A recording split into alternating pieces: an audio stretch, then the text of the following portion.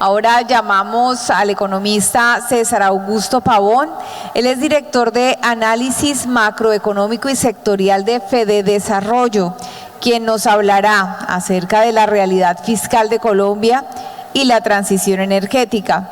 El doctor Pavón es economista de la Universidad de los Andes, con maestría en Economía y Políticas Públicas de la misma universidad, y cuenta con una maestría en Administración Pública en Desarrollo Internacional de la Escuela de Gobierno Harvard Kennedy School. Previamente se desempeñó como asesor económico de la vicepresidenta y ministra de Relaciones Exteriores de Colombia, del director del Departamento Nacional de Planeación y del director de Política Económica del Ministerio de Hacienda y Crédito Público. También fue investigador en Asobancaria y asistente de investigación de Fededesarrollo y ha sido profesor universitario. Bienvenido, César Augusto Pavón, de Fededesarrollo. Muchas gracias. ¿Necesitas apuntador o estás bien así? Así. ¿Está funcionando?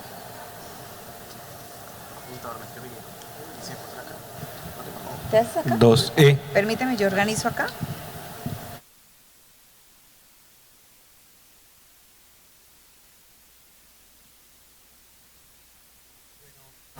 A todos muy buenas tardes. César Pavón, director de Análisis Macro de Fededesarrollo. ¿Podríamos proyectar la pantalla, por favor, completa, si son tan amables? Listo. Gracias. Bueno, creo que me tocó una jornada dura, ¿no? Después de almuerzo creo que es como la jornada más difícil de los paneles. Intentaré al menos que me ponga un poco de atención. Comienzo mi exposición diciendo que estaba confirmado el director general, Luis Fernando Mejía. Sin embargo, desafortunadamente por la discusión que estaba en el Congreso de Reforma Laboral y Pensional, debió cancelar a última hora. Y comienzo de esta manera mi exposición diciendo que para mí realmente, y me llamó ayer por la noche indicándome: César, pues tengo este imprevisto, o sea, ¿a usted le gustaría ir en nombre de Fededesarrollo a presentar a Barranca? Y yo le dije sin pensarlo, o sea, voy seguro. ¿Por qué? Y creo que es un honor para mí realmente estar acá en Barranca, y más celebrando los 100 años de Barranca, porque pues yo soy economista y realmente como economista creo que tengo un gran reconocimiento y pasión de lo que representa Barranca. Barranca es casi que un tercio de la producción industrial, pues de la producción de petróleo del país, que a su vez representa casi, y ya lo vamos a ver en los datos, casi que el 50% de las exportaciones, un tercio de la inversión extranjera directa, y alcanzó a llegar a representar 20% de los ingresos fiscales.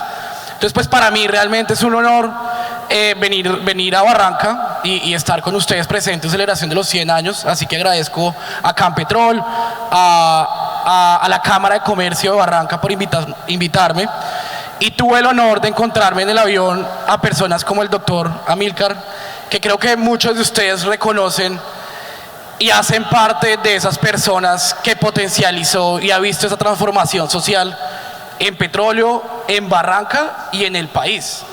Pero lo que más me gustó de haber llegado y haber aceptado esta invitación fue que me encontré en la universidad, pues en el avión también, con la decana de la Universidad de las Américas, que a su vez me presentó al rector Mario, y me pareció muy importante también pues que estemos los jóvenes acá. Yo soy joven, yo tengo 32 años, y creo que para mí es muy valioso como ver el valor que tiene. Estamos con un mensaje constante que el petróleo, incluso a compararlo con la cocaína, que yo todavía no lo puedo creer, y creo que es importante que nosotros como jóvenes cambiemos de esa visión. No veamos el petróleo como algo dañino, veamos el petróleo lo que fue para nuestros papás, incluso abuelos, y lo que puede ser para nosotros, esta transición energética, que yo creo que no haré mucho énfasis en vista de que ya hubo suficientes expertos en la materia, pero sí creo que es importante que reconozcamos que el petróleo y en general el sector minero energético de ninguna manera es algo dañino, sino por todo lo contrario, creo que le ha dado mucho bienestar al país, no solamente acá en Barranca, sino hablando a nivel nacional. Entonces por eso quería comenzar mi participación. No sé, de acá cuántos son estudiantes. Quisiera saber, alcen la mano, ¿cuáles son estudiantes? Bueno, una buena parte son estudiantes. ¿Cuántos son economistas? Pocos. ¿Muchos ingenieros, supongo? Alcen las manos los ingenieros. Listo, entonces haré mi mejor esfuerzo yo me voy a concentrar en el tema económico, que creo que para ustedes puede que no sea tan cercano, pero sí comienzo mi exposición diciendo qué orgullo y qué felicidad de parte de FEDesarrollo ser parte de este congreso tan importante. Y en ese sentido creo que, y como siempre partimos la presentación, es entender qué es Colombia. Hoy en día creo que hay una crítica constante a Colombia y nosotros mismos creo que somos muy autocríticos, pero no nos damos cuenta y no somos conscientes que a través de los últimos 100 años Colombia de hecho es uno de los países que mejor comportamiento económico ha tenido en el mundo. O sea, si vemos, y en particular en la región, si vemos el promedio de crecimiento de Colombia ha sido de los últimos 22 años ha sido de 3.8, mientras el promedio de América Latina ha sido de 2.4. Más aún, Colombia en los últimos 100 años, 120 años, solamente ha tenido 5 contracciones económicas, incluyendo la pandemia, mientras los demás países, como ustedes verán, acá que estuvo el profesor de argentino, pues ha tenido 36 recesiones en la historia de los últimos 100 años. ¿Qué más? También Colombia es el único país en la crisis de los 80, que fue una crisis de deuda externa y deuda fiscal, donde todos los países de América Latina se vieron en la obligación de renegociar sus bonos. Fue el único país que no hizo ese proceso de renegociación. Y de hecho tuve la oportunidad en Semana Santa de leerme el libro de Paul Volcker, quien era en su momento el director del Banco Central de Estados Unidos, y él mismo destaca que era sorprendente cómo Colombia en los años 80 fue el único país que no tuvo una reestructuración de la deuda. Y asimismo también podemos ver en el tema de inflación. Colombia, a diferencia de todos los demás países de la región, nunca ha tenido un proceso de hiperinflación. Hiperinflación definido como un valor de inflación por encima del 50%. Y yo creo que es como muy importante que como punto de partida para entender que nuestro país realmente tiene unas fortalezas, unas virtudes de los cuales tenemos que estar muy orgullosos y de los cuales, como mencioné al comienzo, creo que Barranca y todas las personas que han estado en este proceso de desarrollo han sido parte. Y esto no es solamente a nivel macro, esto se ve a nivel de superación de la pobreza, disminución del desempleo, etcétera. Ya si nos vamos más recientemente, y creo que esto es un poco lo que voy a tratar en mi charla, no me voy a concentrar en el tema de transición energética porque, como bien dije, pues creo que ya hay suficientes expertos al respecto. Yo creo que es entender la transición energética en el contexto que estamos viviendo. Detrás de esto hay una estructura macroeconómica y un momento del mundo que estamos viviendo y del país que es importante tenerlo presente para la discusión. Yo creo que no es solamente entender en sí el proceso, sino entender la coyuntura en que está Colombia, y espero que en eso les pueda ser útil mi presentación. Colombia, después de la pandemia, pues se contrajo cerca de un 8%. En el año 2021 presentó un crecimiento del 11%, que realmente, si ustedes comparan no solamente con países de América Latina, sino con países de la OCDE, países incluso desarrollados, es uno de los crecimientos más altos del mundo. Eso fue una reactivación muy grande que se vio en comercio, se vio en industria, se vio en varios sectores de la economía. Y en el 2022, cuando se preveía al comienzo, creo que todos los analistas coincidíamos que iba a ser un crecimiento más mesurado, sorprendimos nuevamente al alza. Tuvimos un crecimiento del 7,5%. Si ustedes suman estos dos valores, nos da que nuestra economía está más o menos por encima del 10% de lo que estaba previo a la pandemia. Y si ustedes lo comparan con otros pares de la región, se dan cuenta que Colombia, sin lugar a dudas, es un líder de reactivación. Y yo creo que por eso es el contexto en que debemos partir. Colombia ha tenido una reactivación muy fuerte que hizo que en el año 2020 y 2021 tuvimos niveles de crecimiento importantes.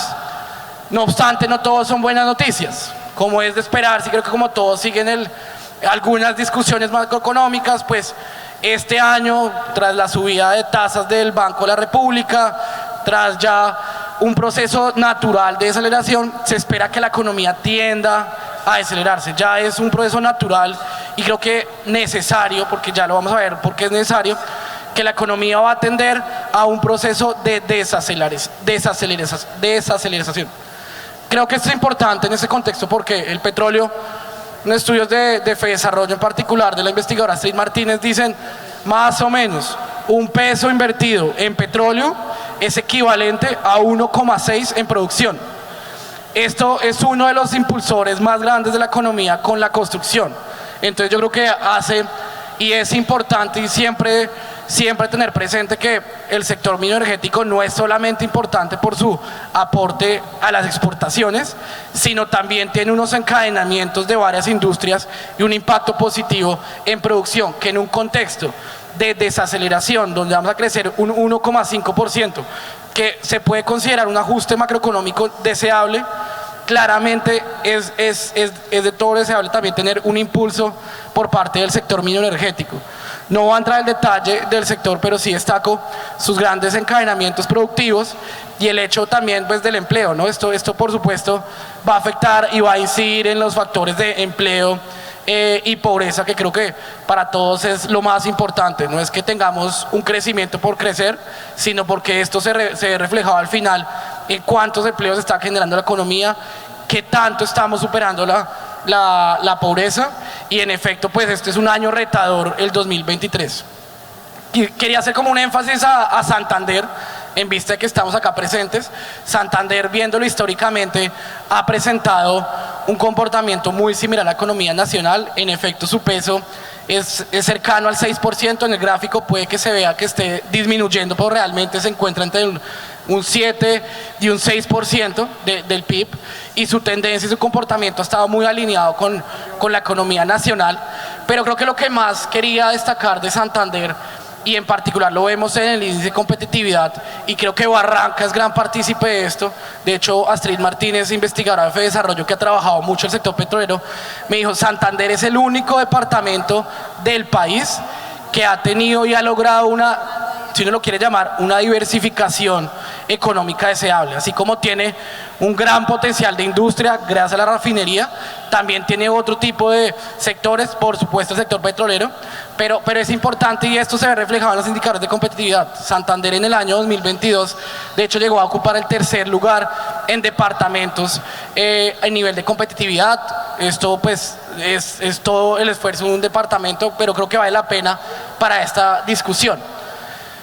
Esto es básicamente, son los indicadores de confianza que nosotros reportamos de Fedesarrollo, y es para un poco insistir en este tema de estamos en un momento de desaceleración. La confianza está disminuyendo. Si ustedes ven, acá está la confianza comercial, del consumidor, del industrial, y en los últimos meses, consecuencia de muchos factores, pero ha venido en caída la confianza.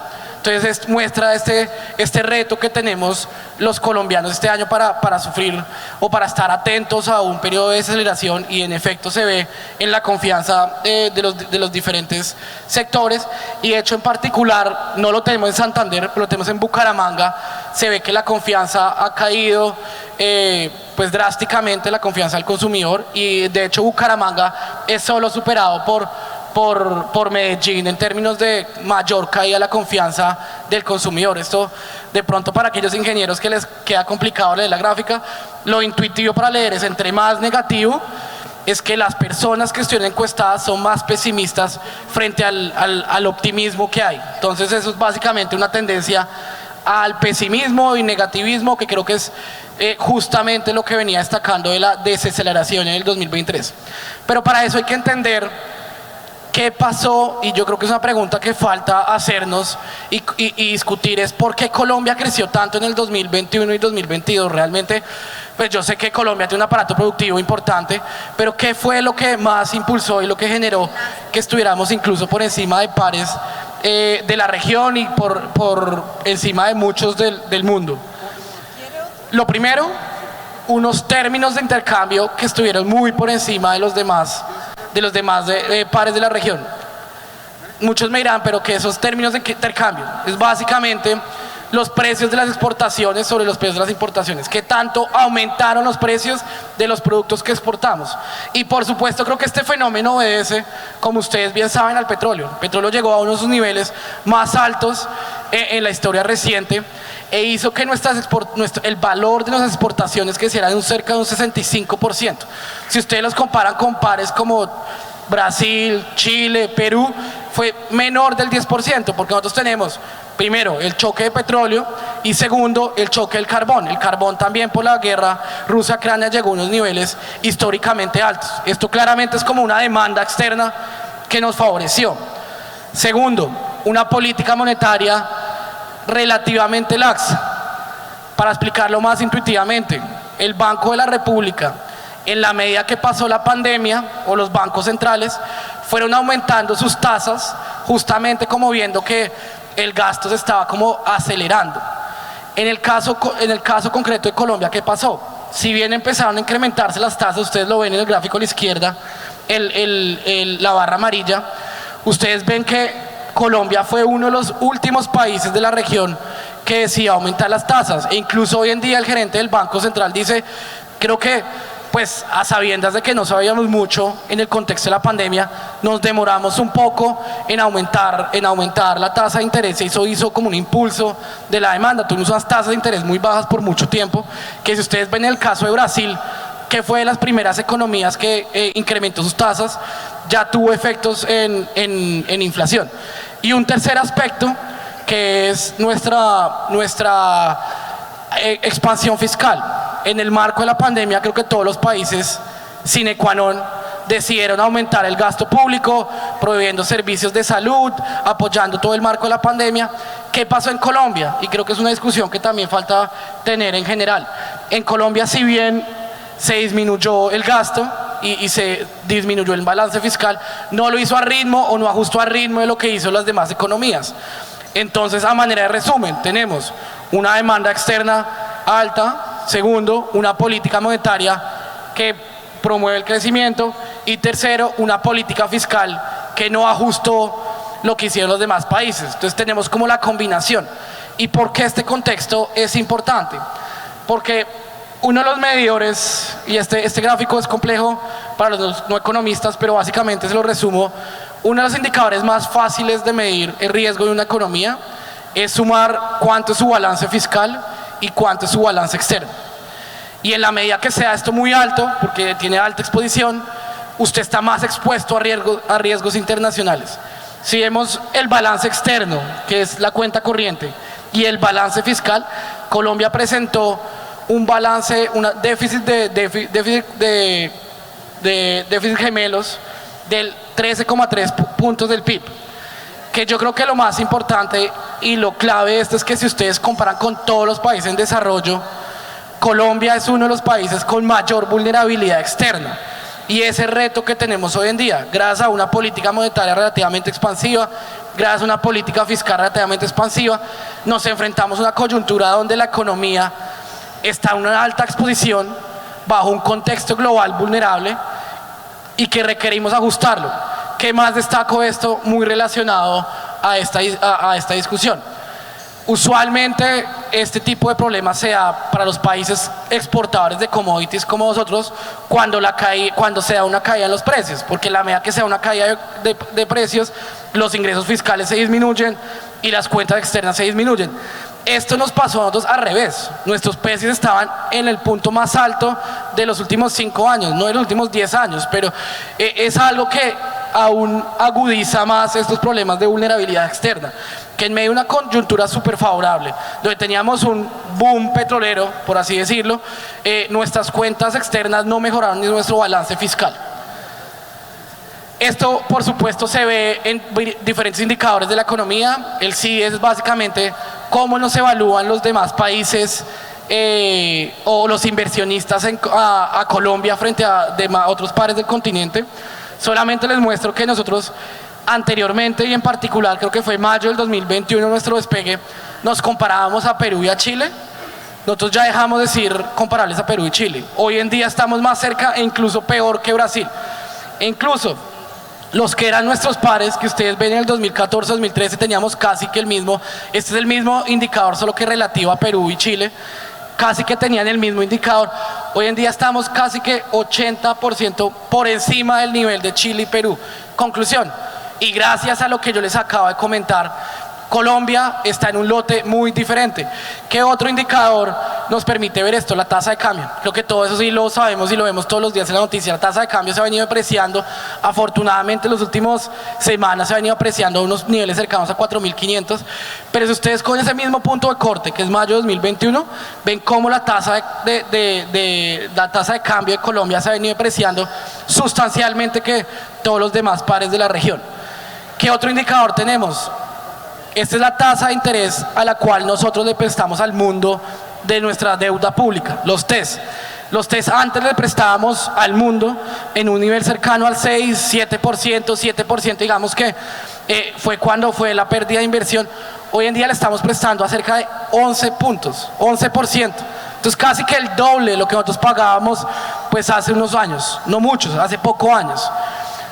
Entonces esto creo que nos demuestra un poco la vulnerabilidad de la coyuntura macroeconómica y el contexto donde creo que debemos tener estas discusiones. Si ustedes ven las sendas fiscales en particular, vemos que hubo una expansión en la pandemia. 2020 en efecto llevamos un balance de 5%, y esperamos ya cerrar un balance primario y un balance total, que creo que es relevante, de 8 puntos del PIB, que se ha venido ajustando pero no se ha ajustado al ritmo. Este año, en efecto, el Ministerio de Hacienda, y cumpliendo la regla fiscal, ha anunciado un balance cercano al 4,2% del PIB, que creo que es importante, pero también destacando que pues también tenemos unos ingresos extraordinarios del sector petrolero, casi que 20 billones de la reforma tributaria, casi que otros 40 billones de los ingresos extraordinarios de Ecopetrol, y realmente el gasto público no se ha venido contrayendo. El gasto antes de la pandemia era cercano a 18 puntos del PIB.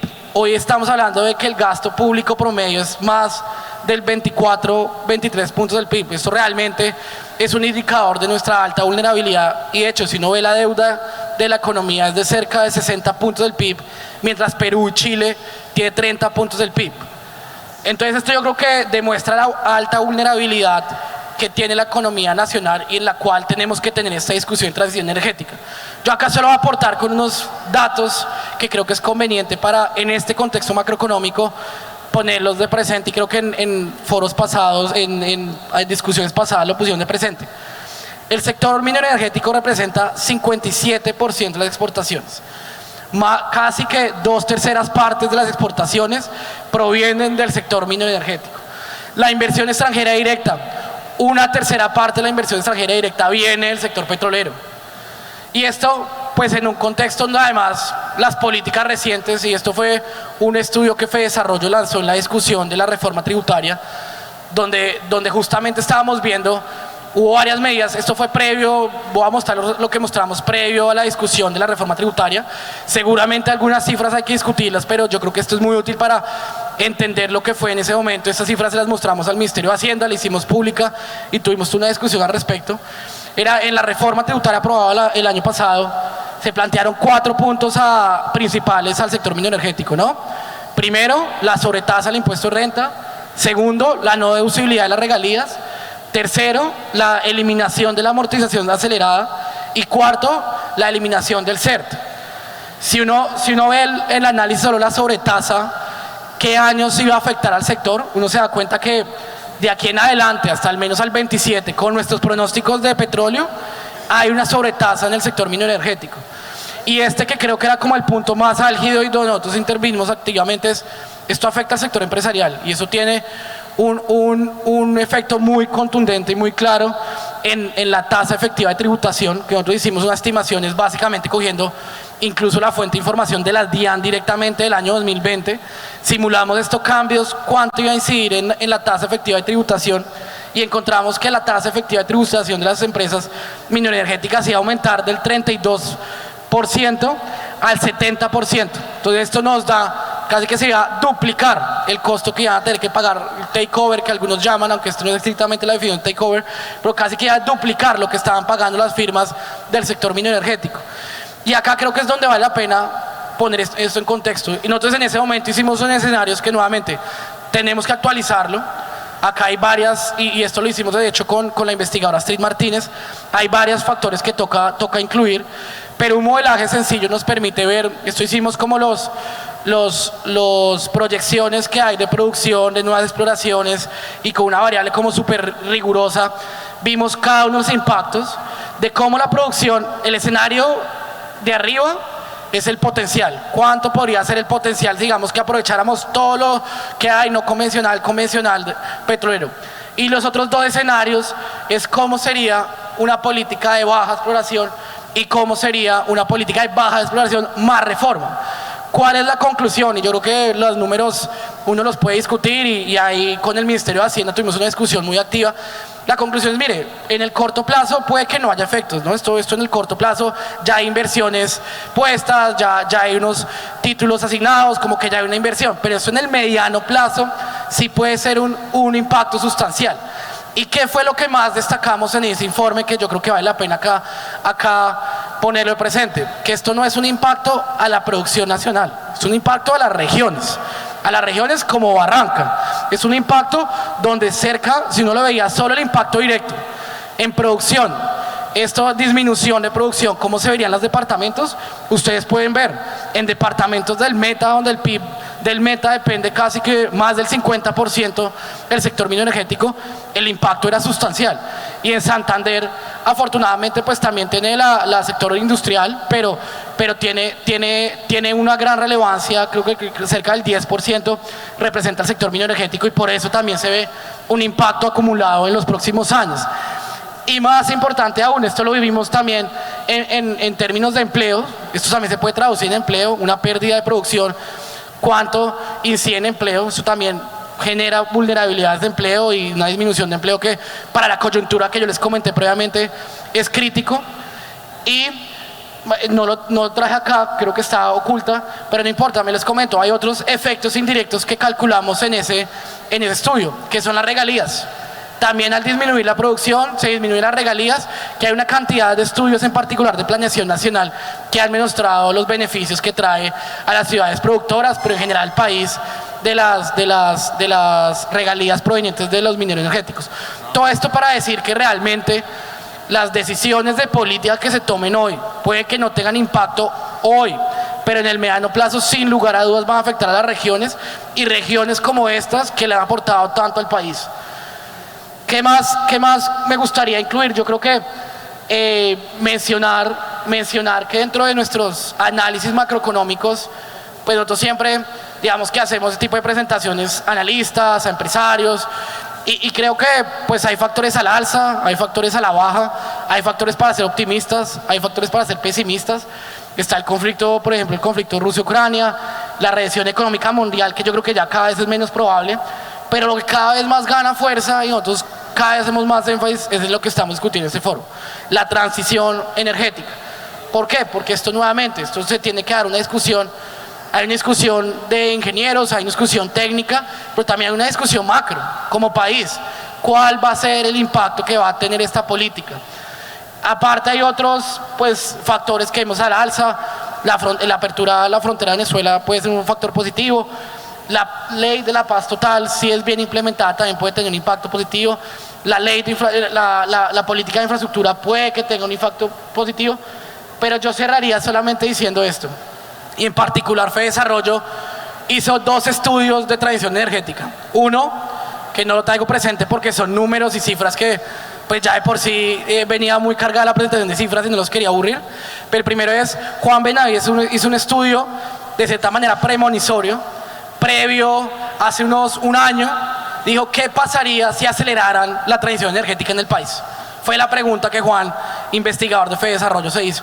Y los costos que encontró, básicamente uno acelerar de una manera como en nuestra economía, acelerar el costo de la maquinaria que hoy en día está invertido, de quitar todo esto, le da cerca de 1 punto del PIB por año.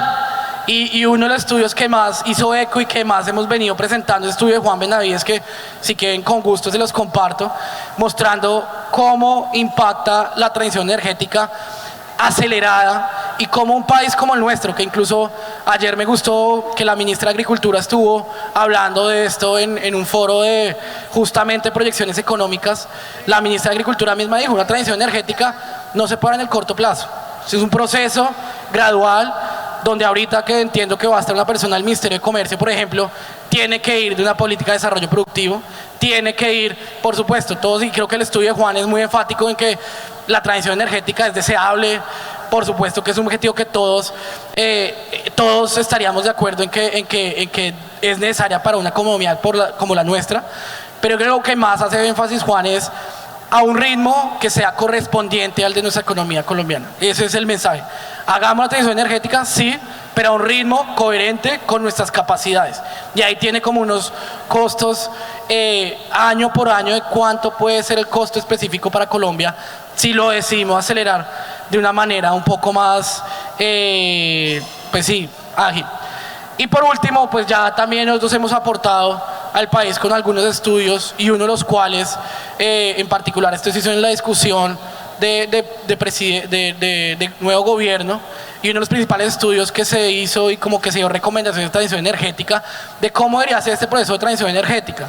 Y creo que esto comprende varios elementos. Acá solamente ellos listaron como algunos de los temas críticos que requería una transición energética en el país: mejor institucionalidad, mejor desarrollo productivo, mejor diversificación, apostarle mucho al sector forestal. Sorprendentemente, pues yo imagino que acá ustedes lo conocen, pero en otros públicos no lo conocen. De hecho, el sector minero energético no es el que más contribuye a los gases de efecto invernadero de Colombia. El que más contribuye a los gases de efecto invernadero en Colombia es el sector agrícola. Y ahí hay un gran potencial para trabajar. Entonces, pues, creo que de parte de FEDesarrollo estará la exposición. Espero haberlos no aburrido después de una sesión de almuerzo, que sé que es un poco complicado, y creo que esto puede servir como insumo para la discusión que hemos tenido por la mañana y tendremos por la tarde lo que es la transición energética. Gracias.